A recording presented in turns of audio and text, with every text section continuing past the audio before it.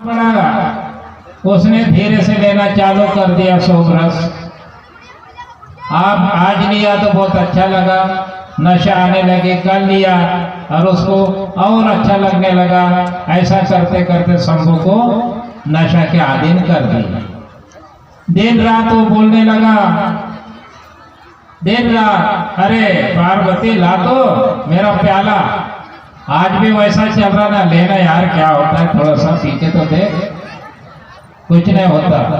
उसको आदत गिरा देते, आदत गिराने के बाद उसके सिवा वो रहता नहीं। ऐसी आदत कभी नहीं गिराना अपन लोगों ने, उसका नुकसान बताऊंगा मैं। अब शंभू इतना अधीन हो गया, ना नर में रहा ना नारी में रहा, नर में रहा ना नारी में रहा, बिल्कुल शराब पी करके गोंग बैठा रहता था। गोंड लोग जाते थे, हमारे राजा महाराजा शंभू को मिलने जाएंगे, शंभू को मिलने जाएंगे। जब गोंड लोग मिलने जाते थे तो नशे में धुत रहता था और मनोवादी लोग, आर्य लोग उसके ऊपर से पानी डालते थे, पानी डालते थे, उसको ठंडा रखते थे। पानी डाल के बिल्कुल वो ऐसा कुड़कुड़े हो जाता था। फिर बोले हमारे राजा को क्या हो गया? अरे उनके जटा से गंगा बह रही। बोले गंगा बह रही जटा से? ये अंधश्रद्धा है, किसी के जटा से कोई गंगा नहीं बहती। गंगा तो हिमालय पर्वत से निकली हुई है, किसी के जटा से गंगा नहीं बहती है। ऐसी चूतिया बनाते थे। हमारे समाज बहुत भोला भाला समाज है, आज भी इसको चूतिया बनाते, आज भी झूठ बोल करके उसको फंसाते हैं। महादेव के जटा से गंगा बह रही है बोले, लोग हाथ जोड़ के चले जाते थे। ऐसा करते करते इतना अधीन हुआ शंभू, इतना अधीन हुआ, आखिर में क्या बोल दिया शंभू ने मरते दम तक के, हे मेरे सगा समाज के लोगों, बुरे चीज को त्याग दो, अच्छे चीज लो। बुरे चीज को त्याग दो, अच्छे चीज लो, और इस चीज को अगर आप अपनाओगे तो मेरे जैसा हाल आपका भी होगा। शंभू जब उसको रखे थे सोमनाथ मंदिर, सोमरस पीने का सोमनाथ मंदिर, बहुत से लोगों को मालूम होगा सोमनाथ मंदिर गुजरात में, सोमनाथ मंदिर, वहां शंभू को रखा गया था और ऐसा प्रचार किया था कि सोमनाथ मंदिर जागरूक देवस्थान है और गोंडों का हीरा मोती सोना चांदी वहां छुपा के रख दिए थे। सोमनाथ मंदिर जागरूक देवस्थान है। गजनबी को लगा कि बेचारे गोंड लोगों के सोना चांदी हीरा मोती यहाँ पर छुपा के रखे और वो इनके राजा शंभू को शराब पिला पिला करके उसको वैसे मूर्छित कर दिए और जागरूक देवस्थान बताए। गजनबी ने आक्रमण कर दिया, सेना ला करके आक्रमण कर दिया और पूरा सोना चांदी लूट के ले गया। कहाँ वो उसका जागरूक देवस्थान रह गया? किसने इसको साथ दिया? शंभू मर गए, शंभू का देहांत हो गया। शराब ऐसी चीज है, तुम्हारा शरीर को बर्बाद कर डालेगा, तुम्हारा दिमाग को बर्बाद कर डालेगा, तुम्हारा परिवार को बर्बाद कर डालेगा। शराब पेट में जाने के बाद में जिस बाप ने दुनिया दिखाया, जिस माँ ने दुनिया दिखाया, उस बाप को लात मारोगे, उस माँ को गालियां दोगे, ये शराब के कारण उसका पूरा परिवार बर्बाद हो जाएगा। वो नशीली चीज उसके अल्कोहल से शरीर बर्बाद हो जाएगा और जल्दी 100 साल बचने का तुम 80 साल में मर जाओगे। इसलिए अच्छी चीज लो, दूध पियो, घी खाओ, बादाम खाओ। शराब पीते हो 100 रुपए का, तो 100 रुपए का बादाम खरीद करके रखते जाओ अपने घर में, 4-5 दाने बादाम के खाते जाओ। इस जमाने में कोई गरीब नहीं होता, इस जमाने में पैसा बहुत कमा लेते हैं, उस जमाने में पैसा बहुत कम था। तो ऐसा महादेव का मर्डर हुआ और महादेव का मर्डर होने के बाद महादेव ने आखिरी में तुमको बोला कि इस चीज को तुम त्याग देना। लेकिन महादेव मरने के बाद में इन लोगों ने, मनोवादी ने ऐसा प्रचार किया, तुम्हारे राजा को शराब चलती थी, इसलिए आप लोग मैयत में भी शराब छिटकाओ। फिर सब तुम्हारे देवी देवता को पूजा करोगे तो शराब छिटकाना पड़ेगा, तो महादेव तुमको प्रसन्न हो जाएगा। ऐसा अंधश्रद्धा डाल दिया तुम्हारे पे। और हमारे भूमका उस जमाने पे पुराने गांव भूमका, आज भी गांव भूमका है ऐसे। इन्होंने सुन लिए, इनके चालाक बुद्धि को हम समझे नहीं, और ये लोग क्या करने लगे, पेन का देव पूजन होता है ना हमारे यहाँ, अरे तिरपाल लगता है रे, थोड़ा सा लाओ, तो उसको छिटकाते हैं। मैयत हुई तो तिरपाल लाओ रे, वहां छिटकाओ। ये प्रथा चालू हुआ कि नहीं? और इन्होंने बताया हमको, लेकिन इसके पीछे का राज नहीं बताया कि इसका अगर देव को छिटकाएंगे शराब तो वो थोड़ा सा पिएगा भी, वो पिएगा तो बच्चा भी देखेगा, बच्चा भी पिएगा, इसका दिमाग बर्बाद होगा, खेती बाड़ी पड़ित रहेंगी इसका, ये पढ़ लिख करके आगे नहीं बढ़ पाएगा।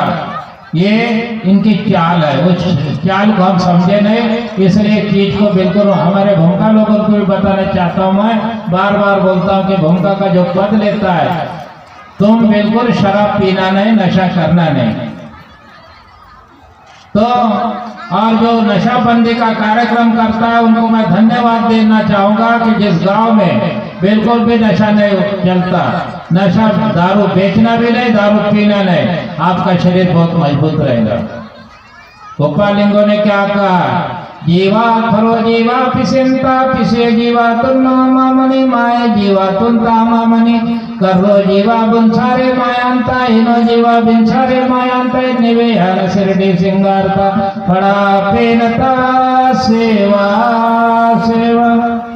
लिंगो ने क्या किया उस जमाने में 10,000 साल पहले, 1,000 2,000 नहीं, 10,000 साल पहले की बात है, जो लिंगों ने पुणे की स्थापना किया।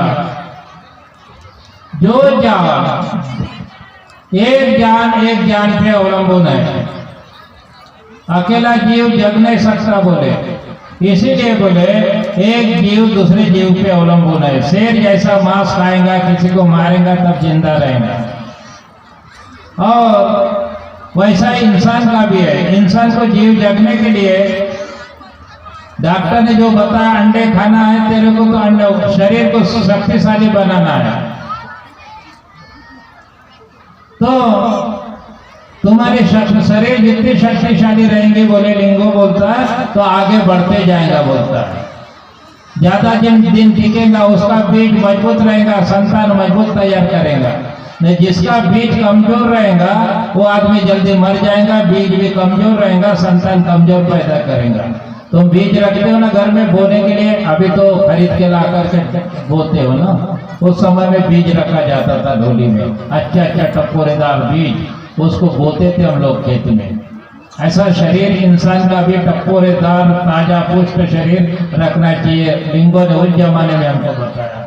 गोडी पुण्य, गोडी धर्म इतना अच्छा धर्म है कि मानवता का सुधार होता है, उसमें वैज्ञानिक रूप है, उसमें मानव अगर गोडी धर्म का प्रतिपालन करे तो उसका जीवन बहुत सुंदर बन जाता है। तो वो बीज को मजबूत रखो, उसको शरीर को बर्बाद मत होने दो। तो शराब पीने से तुम्हारा शरीर अच्छा बनेगा क्या? बनेगा क्या? अल्कोहल से उसका शरीर, किडनी वगैरह, तो उनका जो लीवर वगैरह खराब हो जाता है, अच्छा नहीं बनता। शरीर के जो जंतु होते हैं ना, शरीर के खून के जंतु, वीर्य के जंतु होते हैं ना, वो नष्ट होते हैं उससे। इसलिए ऐसे चीजों का त्याग कर देना चाहिए, अच्छी चीजें ले लेना चाहिए। तो 4 बजे उठ करके आप अपने घर में जोत जलाओगे? नहीं जलाओगे? जलाएंगे ना। बड़ा देव को प्रसन्न करना होगा तो बाल बच्चों को सबसे ज्यादा पढ़ाओगे, स्कूल भेजोगे। 2 प्रकार की शिक्षा होती है। ज्ञान की बातें होती है ना, वहाँ हमारा समाज ज्यादा देर टिकता नहीं, और नाच गाने होता है तो बहुत सारे समाज वहां पर देखने के लिए आ जाता है। ज्ञान की बातें सुनना चाहिए, ज्ञान की बातें सीखना चाहिए। अपने बाल बच्चों को सबसे ज्यादा पढ़ाई करने के लिए बताना चाहिए। और पढ़ाई 2 प्रकार की होती है। एक पढ़ाई होती है स्कूल की पढ़ाई, दूसरी पढ़ाई होती है समाज की पढ़ाई। समाज में संस्कारित करना चाहिए। रायताड़ जंगों को किसने देखा है? नहीं देखा, मैंने नहीं देखा। रायताड़ जंगों का आश्रम नहीं देखे आपने। आंध्र प्रदेश में। जंगोदाई को सुना है आपने? अपने एड़पाजी जी बताते होंगे जंगोदाई की कहानी। जंगोदाई एक स्त्री थी, गोपालिंगों के पहले उसने पुणे की स्थापना की है। एक माता ने सूरज से लड़ी, वो चांद से लड़ी, सबका जोड़ा है, मेरा जोड़ा कहाँ है बता बोले। क्योंकि उसका पति 2 महीने हुए थे, उसकी शादी हुई थी रायगढ़ जंगोदाई की। उसका पति सांप काट के मर गया, सांप काट दिया उसको। तो गोंड लोगों में ऐसी प्रथा थी,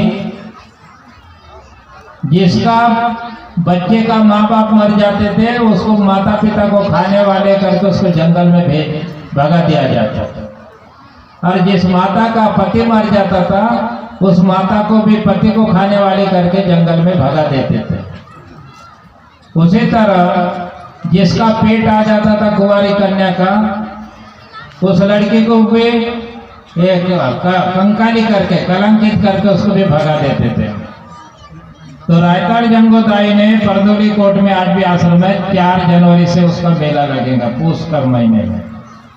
और कचारगढ़ मेला से भी बहुत बड़ा जोरदार मेला रहता है। वहाँ फुल पैंट वाला नहीं चलता, चप्पल वाला नहीं चलता, वहाँ पर किसी प्रकार का नशा पानी करने वाला नहीं चलता। वहाँ मेला लगेगा, वहाँ दुकान नहीं चलती, दुकान नहीं लगती, वहाँ कचरा नहीं फेंकेंगे, झिल्ली नहीं गिरेंगी, वहाँ पर हल्ला नहीं करेंगे, बड़े शांत से मेला होता है वहाँ का। बहुत घना जंगल है, बहुत बड़ा उसका आश्रम है। आश्रम बोलो तो अभी अपन बनाते हैं काय का, मकान का बनाते हैं ना। आश्रम बोलो तो एक आधा टीन का बनाएंगे या तो छत का बनाएंगे, कवेलू का बनाएंगे, लेकिन वो उस जमाने का आश्रम उसका पहाड़ी के अंदर ऐसा बहुत बड़ा बोगदा है, अंदर पहाड़ी के अंदर। वो बोगदे में बहुत रास्ते, नदी बहती बोगदे के अंदर से, बहुत जगह है वहां पर। तो वहां पर डाड़ी कसा है, पानी का कसा, उसको डाड़ी कसा, येर कसा और डारी कसा, येर कसा, ऐसे अलग अलग कसे वहाँ। तो मूंग की दाल, उड़द की दाल अगर वहाँ पर चढ़ावा चढ़ाने ले जाओगे तो चढ़ावा कैसा चढ़ता है, नए टोकनी में, टोकनी के अंदर ले जाते हैं और महिलाएं सर पे पकड़ के चढ़ावा चढ़ाती हैं। तो तुम्हारे खेत में उड़द दाल, मूंग दाल पकता होगा तो अपने वो चक्की पे हाथ से पिसा हुआ उनका दाल होना चाहिए। तेल भी काय का होना चाहिए, हाथ से निकाला हुआ तेल होना चाहिए। गेहूँ वो तुम्हारे खेत में बोए होंगे और चक्की से, तो हाथ से पिसा हुआ आटे का पूरी बनेगी, उसके बड़े बनेंगे। और वो हाथ का घर का तेल ले जाना पड़ेगा, दुकान का नहीं चलेगा, हाथ से निकाला हुआ तेल। इस जमाने में बताइए आप लोग, ये जमाना इतना आगे बढ़ गया कि कोई हाथ से निकालता है नहीं, हाथ से धान कूटता नहीं। अच्छा, इसका माइक उधर ले गए है ना, कूटे हुए चावल, लेकिन आंध्र के लोग बरोबर ले जाते हैं उसको। तो जंगोदाई ने उसका पति मरने के बाद में उसको सास ससुर बहुत दुख देने लगे। तो अपने आदमी को खाने वाली है बोले, तो दाढ़ है बोले, इस घर में रहना मत, इस घर से निकल जा, रोज उसको दुख देने बैठे। तो सास ससुर बहुत रोने लगे, जंगोदाई बहुत रोने लगे। जंगोदाई के 4 भाई थे और एक बहन थी है। और छोटे बचपन में भी उनके भाभी लोग बहुत उसको दुख दिए थे। चारों भाई व्यापार करने चले जाते हैं, माता पिता जंगोदाई के व्यापार करने चले जाते हैं और बोलते हैं मेरी प्यारी बहन छोटी सी है, भाभी लोगों को बताती है कि इसकी अच्छी देखभाल करना, इसकी अच्छी सेवा चाकरी करना। छोटी सी रहती वो 6-7 साल की। तब उसके भाभी लोग बोलते हैं, जंगो बोले तो बोले लकड़ी नहीं है घर में, बोले तो जंगल में जा और बिगर रस्सी का मोली